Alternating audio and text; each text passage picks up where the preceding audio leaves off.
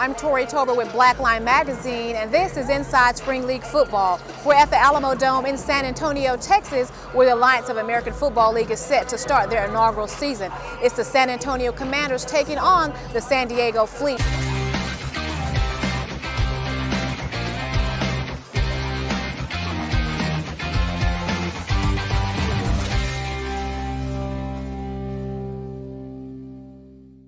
Week 1 is in the books for the San Antonio Commanders and the San Diego Fleet.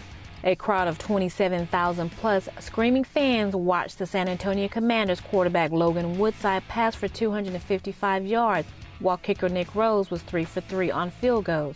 The Commanders defense had 3 interceptions and 6 sacks. While kicker Nick Rose had the Commanders' inaugural score after kicking a 28-yard field goal in the second quarter, running back Kenneth Farrell had the inaugural touchdown on a 3-yard run in the fourth quarter. On the other side of the field, San Diego Fleet's quarterback Mike Bercovici took a brutal hit by Commanders linebacker Sean Washington. Bercovici was eventually removed from the game in the third quarter and replaced by Philip Nelson. The Fleet posted 2 field goals in the game, but their fate was all but sealed when Commanders receiver Zach Sanchez intercepted a pass in the end zone with 1:43 left in the fourth quarter.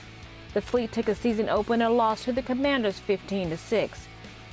After the game, Fleet head coach Mike Martz was asked about the pace of the game, how it affected the players, as well as the direction of the team. The game was really well managed. I thought it was really well officiated. In fact, it was exceptional. Everything around the game and the pace. I think having that 35-second clock is outstanding. I was against it. Because we do a lot of movement and shifting that gets eliminated when you have a clock like that, but we're getting the ball off with playing time, even with some movement and shifting. Our problem was the sideline to the quarterback, for some reason, it just isn't clear, coming through clear, and I'm not sure what that is. We'll have to look into that, but it cost us a timeout early in the game. But I really like the pace of it. It's hard on the players now. It's hard on the players. It's very fatiguing. You have to practice differently. You're more concerned about conditioning because you're going to run a lot more plays. I think we're going to be a really good football team. I know we'll be a very good football team. I'm excited about where we're headed. The things that were wrong tonight, we can fix. Those are things that we can certainly fix. But we've got good players. They play hard, and I love their attitude and where they are with it. So I'm excited about where we're going.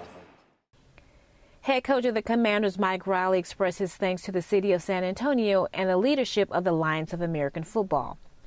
Riley went on to speak briefly about the hit on Fleet quarterback Bercovici by Sean Washington. My first impression tonight walking out there was just how proud I was of San Antonio and about and the Alliance being here, what our leadership has done. It just was a good scene. It felt good. Well, that was, probably the big factor in the ball game, because they were hitting some stuff. But as the game went, they made some plays, and then we'd get a big play defensively, and that's what really kept them from having a chance to score points. Like I said, they got some field position, they'd make some plays, but then we'd come up with something big. Looking on to Week 2, on February 17th, Coach Riley and the Commanders host Steve Spurrier and the Apollos, who come off a 40-6 win against the Atlanta Legends. For Inside Spring League Football, I'm Tori Tolbert.